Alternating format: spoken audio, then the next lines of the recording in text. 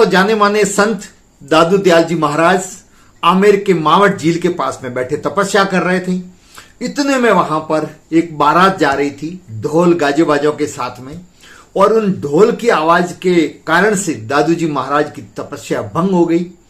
तो उनको बड़ा गुस्सा आया कि ये कौन है जो यहां से ढोल गाजे बाजे के साथ में जा रहे हैं, जबकि इससे पहले तो जो भी लोग वहां से जाते थे तो शोरगुल नहीं करते थे। उनको पता था कि यहां पर दादू जी महाराज तपस्या कर रहे हैं। उन्होंने बारातियों को डांटा कि मेरी साधना भंग कर दी, क्या तुम्हें पता नहीं कि मैं यहां पर साधना कर रहा हूं?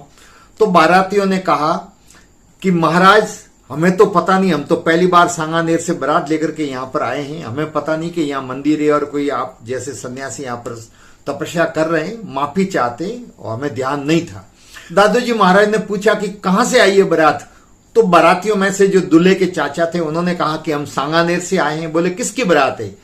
तो उन्होंने नाम बताया कि मेरा भतीज है रज्जब अली खान पठान, उसकी शादी है और उसकी बारात लेकर के हम यहाँ पर शादी करने के लिए आए हैं। तो दादू जी महाराज ने कहा कि अच्छा, धर्मदास शादी करने के लिए आया है। तो जैसे ही दादू जी महाराज ने रज्जब अली खान पठान के बारे में कहा कि धर्मदास शादी करने के लिए आया है, तो जो दूल्हे थे उसके चाचा को बड़ा ताज्जुब हुआ। उन्होंने कहा कि नहीं महाराज, रज्जब शादी करने के लिए आया है, धर्मदास नहीं। धर्मदास को हम नहीं जानते, हम तो मुसलमान हैं और रज्जब उसका नाम है मेरे भतीज का, और वो शादी करने के लिए यहां पर आया है। तो दादू जी महाराज ने मुस्कुराते हुए दूल्हे के चाचा को कहा कि नहीं, जिसको तुम रज्जब कह रहे हो वो दरअसल सच में धर्मदास ही है, जो पहले के जमाने में ये मेरा शिष्य था और मैं कबीर था और ये मेरा शिष्य धर्मदास था। दोस्तों, आप में से जिन्होंने हिंदी साहित्य पढ़ा अथवा जो इतिहास जानते हैं उनको पता होगा, कबीरदास जी द्वारा जो पद शाखियां कही गई है वो उनकी एक मुख्य पुस्तक बीजक है, उसके अंदर संकलित है। लेकिन कबीरदास जी स्वयं ने बीजक नहीं लिखी थी, बल्कि उनके द्वारा समय समय पर बोले गए दोहे, पद और शाखियां थी, उनको उनके शिष्य धर्मदास ने अधिकतर संकलित किया था। तो कबीरदास जी के परम शिष्य हुए धर्मदास। इसलिए दादू जी ने कहा कि अगले जन्म में मैं था कबीर और जो रज्जब है ये मेरा था शिष्य धर्मदास। तो दुल्हे के परिवार अर्थात रज्जब अली खान पठान के परिवार वालों ने कहा कि हम कैसे माने कि ये हमारा रज्जब है जो पहले धर्मदास था। उसी समय दादू जी महाराज खड़े होकर के बाहर आए, घोड़ी पर बैठे हुए थे, रज्जब दुल्हा बने हुए, और वहां जाकर के घोड़ी की लगाम पकड़ी और लगाम पकड़ने के बाद में उन्होंने एक दोहा कहा, रजब तूने गजब किया सिर पर बांधा मोड़, आया था हरि भजन को नरक बना दी ठोड़। ये दोहा का अब ये दोहा कहते ही वो रज्जब जी थे, उनको पुराने जन्म की सब याद आई, ब्रह्म ज्ञान हुआ, उनको पुरानी समस्त स्मृतियां याद आई और फटाक से अपने गुरु को पहचान लिया और तत्काल घोड़ी से कूद गए। घोड़ी से नीचे उतरते ही वो दादू जी के चरणों में पड़ गए और गुरु के पास में माफी मांगने लगे कि गुरुजी मुझे बोध नहीं रहा। उधर दुल्हन सजी धजी तैयार बैठी थी दूल्हे के इंतजार में, ढोल गाजे बाजे के साथ में वहां प्रस्थान बारात को करना था।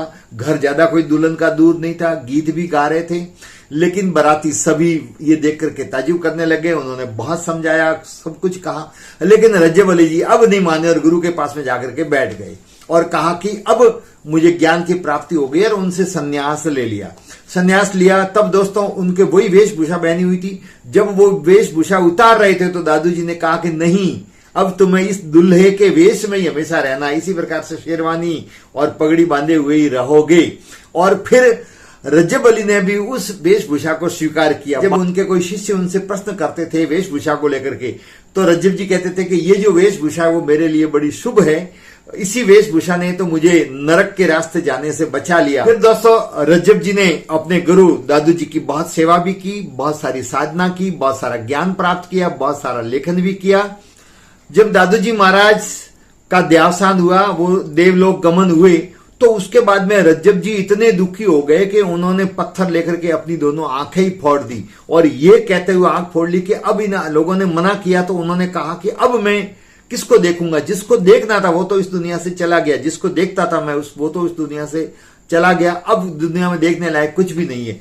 उनकी आंखें चली गई, लेकिन वो 122 साल तक जीवित रहे। लेकिन उस दौरान अंधे होने के उपरांत भी उन्होंने उसी प्रकार से भक्तिभाव की, गुरु के प्रति निष्ठा रखी। रज्जब वाणी और सबंगी इनकी दो प्रमुख रचनाएं। सबंगी के अंदर लगभग 5000 साखियां एवं पद है। जो हम पढ़ते हैं तो हमें इनके बारे में, इनके विचारों के बारे में बहुत सारी जानकारी प्राप्त होती है। दोस्तों, रजब जी का जन्म सांगानेर के एक मुस्लिम पठान परिवार में हुआ था और वो जो सन माना जाता है वो 1567 ईस्वी में उनका जन्म हुआ था और उनका देहावसान हुआ है 1689 ईस्वी में।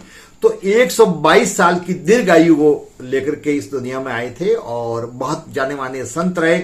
सदैव साफा, शेरवानी और दूल्हे के वेश में ही रहते थे और वो निर्गुण उपासक थे और आडंबर, दिखावा और इन चीजों में बिल्कुल विश्वास नहीं करते थे और उनकी वाणी में और उनके विचारों में भी वो बात झलकती थी। तो दोस्तों, इतिहास पढ़ने पर हमको अलग अलग प्रकार की रोचक जानकारियां प्राप्त होती है। उनमें से मैंने एक आज आपके सामने प्रस्तुत की, ये ऐतिहासिक कहानी।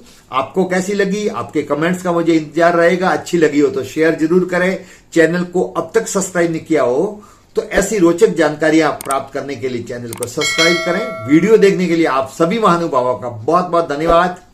जय हिंद।